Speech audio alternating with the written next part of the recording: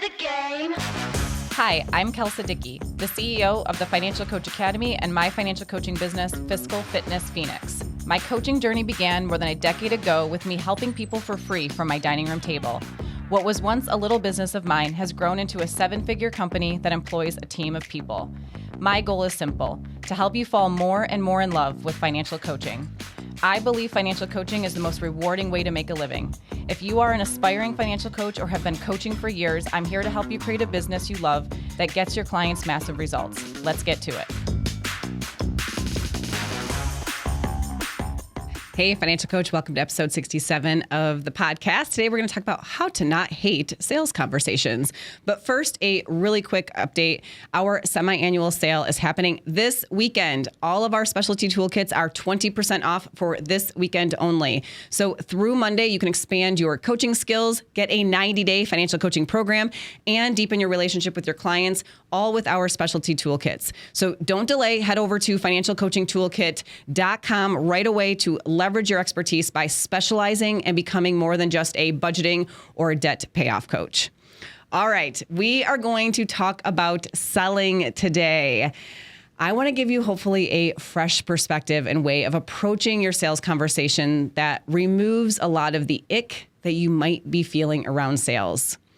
Learning how to sell has been quite a journey for me personally. So if you sort of roll your eyes or get a stomach ache or want to turn away because you hate sales and want to pretend like you're not selling your coaching every day, then I get it. I really, really do. I hope you'll stick with me. Selling is probably the skill that I had to invest the most time, money, and energy in order to feel like I could not just do it, but enjoy it. And I can honestly say that almost all of the money I spent on programs or coaches who supposedly taught sales ended up just showing me one thing, which is how not to do it. Things like, after you quote your price, say nothing and sit in awkward silence. And 2, follow up with a prospect a minimum of 8 times. In other words, it felt like I was being told to chase people. Now, I tried those things, and you are not going to hear me say that they don't work. I actually do think they work. What I will say, though, is that they did not feel good to me. Those things made me hate sales even more.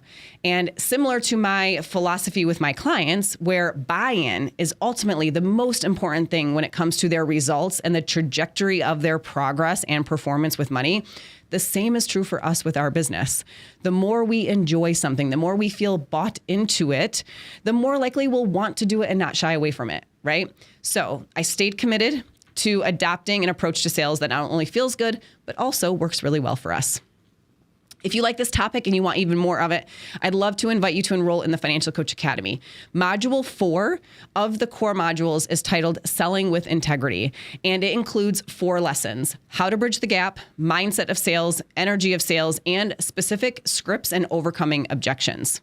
But today we're going to talk about the 5 ingredients that I try to infuse into my sales conversations. And number 5 is the most important one. All right, ingredient number 1, belief. First things first, I need you to believe that sales does not have to feel like ick. It really doesn't. We are in the thick of the Client Creator Challenge right now, and every time a coach makes a sale or gets a new client, we ask them to share how the sales conversation went. And that is because we coach them real time on how to improve those conversations so that sales get easier and easier, but also start to feel better and better.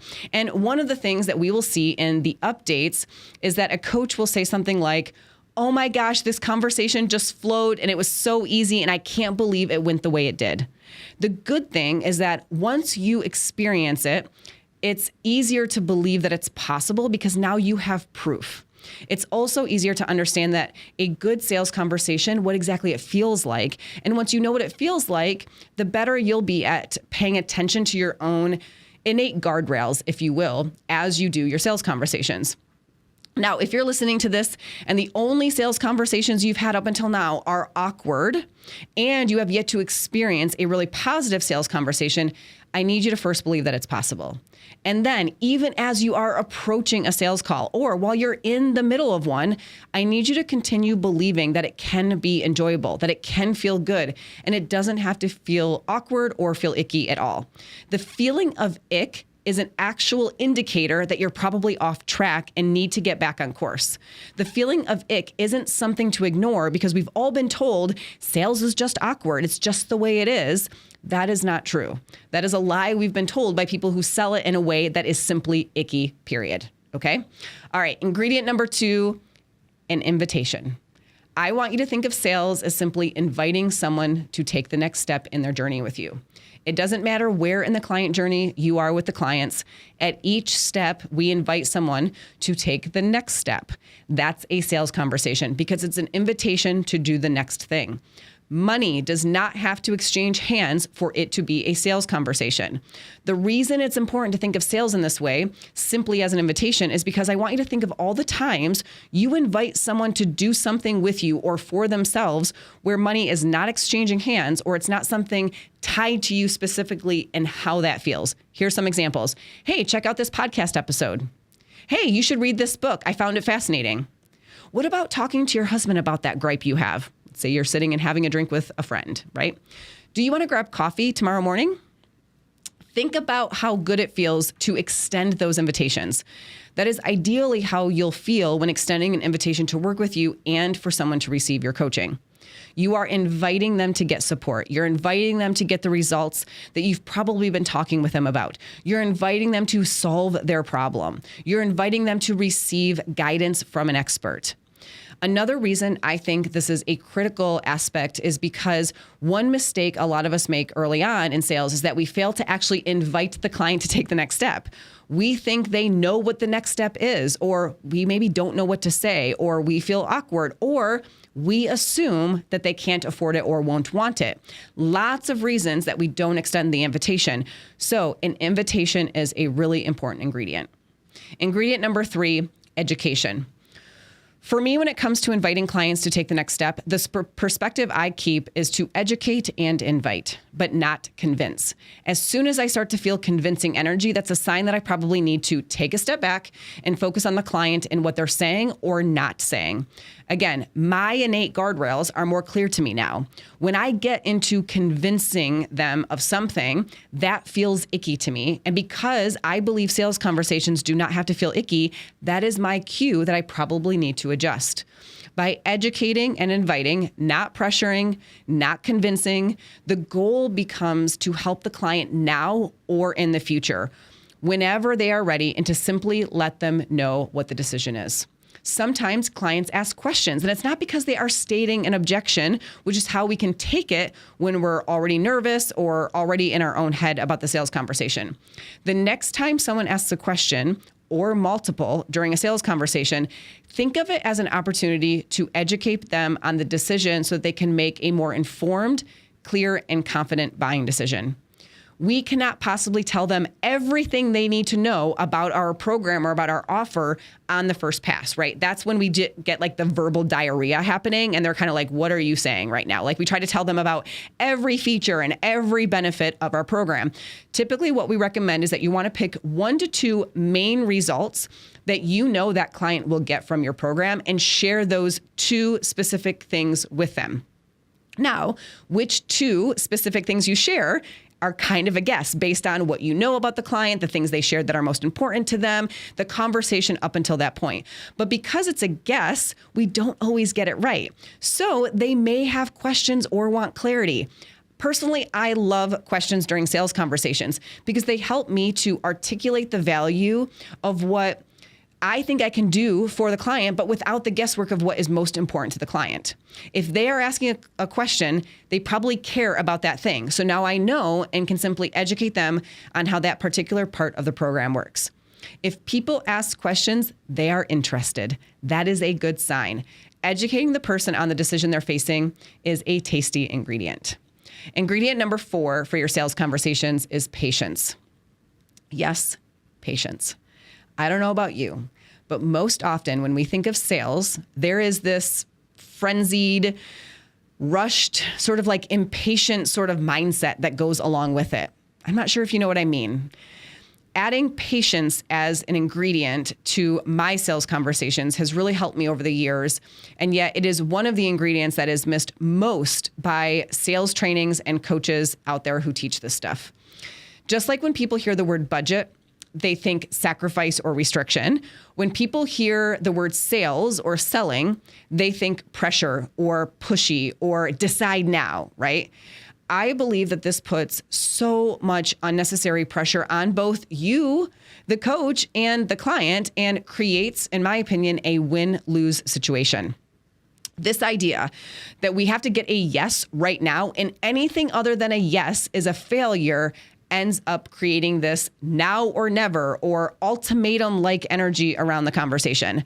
This gotta make the sale mentality has never sat right with me personally. So I remind myself that I am in this for the long haul.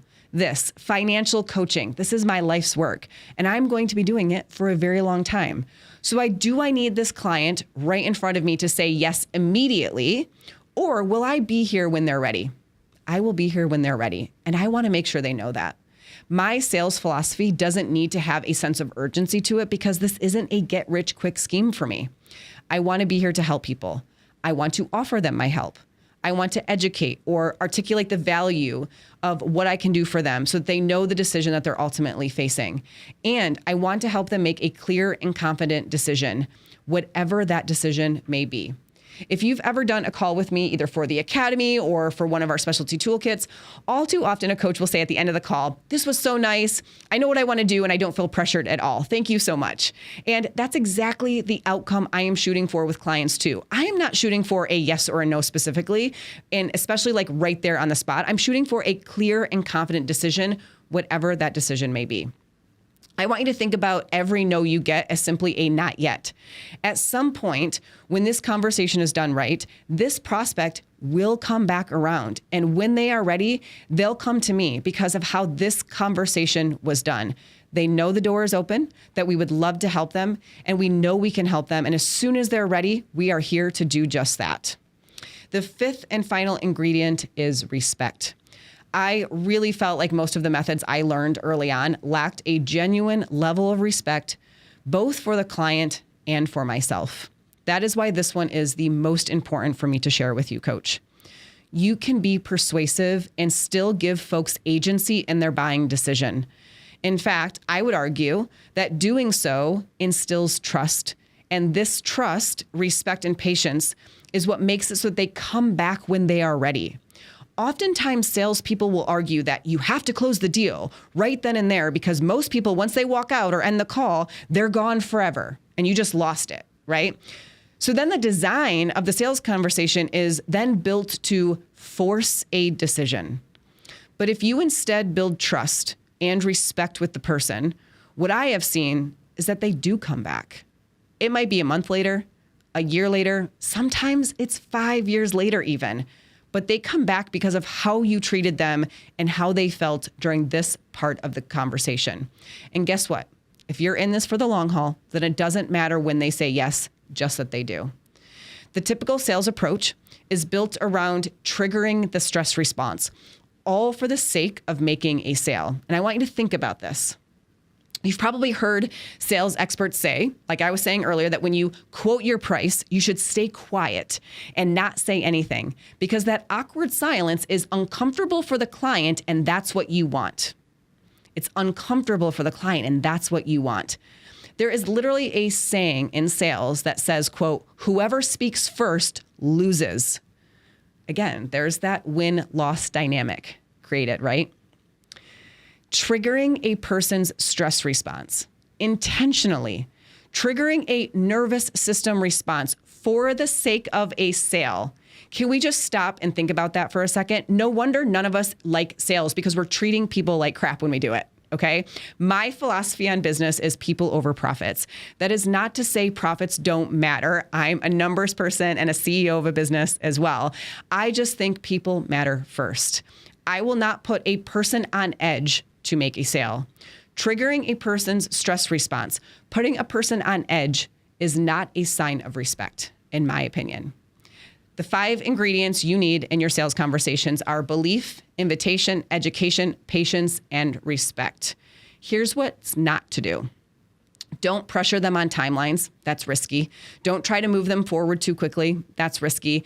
Don't treat them like every other salesperson. That's risky. Doing these things, if you ask me, and your credibility is shot. Be a partner in the decision, not a salesperson. You are there with them to help them make decisions. You are not against them. The end result is people who buy or people who come back to buy. Either way, instead of a win-lose scenario, you have created a win-win scenario. This approach feels really good for me and the coaches on my team. And not only do we have a terrific conversion percentage to point to show that this works, but time and time again, we have clients come back a month, a year, and yes, sometimes 5 years later and say, okay, I'm ready now. And in the meantime, they're thinking positively about us and the experience that they've already had. They're probably telling others about it. And when they're ready, they do come back. It truly takes the pressure off of these types of conversations.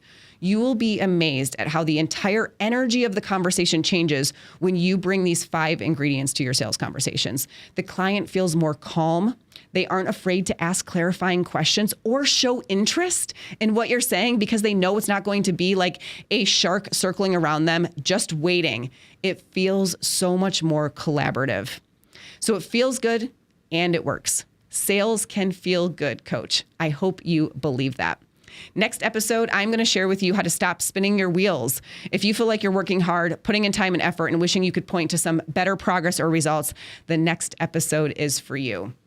But first, let's look at the reflection question for today. Coaching is all about figuring out what you think of something and how it's impacting how you feel and the actions you take. So in order to honor the coaching philosophy, I like to end every episode with a question for you to reflect on. The purpose is to deepen your awareness of your thoughts and help you gain clarity on today's topic. It also creates the opportunity for you to share your thoughts with me and other financial coaches. So let's get the discussion going. I would love to hear from you. If you are watching on YouTube, drop a comment with your answer to today's question, or you can join the conversation in our free community for financial coaches called Financial Coaches Unite. Here is your question, coach. How do these 5 ingredients compare to the ingredients you're currently using in your sales conversations? How do these 5 ingredients compare to the ingredients you're currently using in your sales conversations? I believe financial coaching is the best and most rewarding way to make a living. I truly love what I do. If you're ready to learn and see how to become a profitable, successful financial coach, check us out at financialcoachacademy.com to learn more about our online programs, our free trainings, and our events. As always, I love hearing from you. If you have any questions for the podcast or to share your thoughts to today's reflection question, go to financialcoachacademy.com/podcast. And if you love this podcast, hit the thumbs up button on today's episode, subscribe, and leave us a review. It would mean the world to me. I'll see you next week, coach.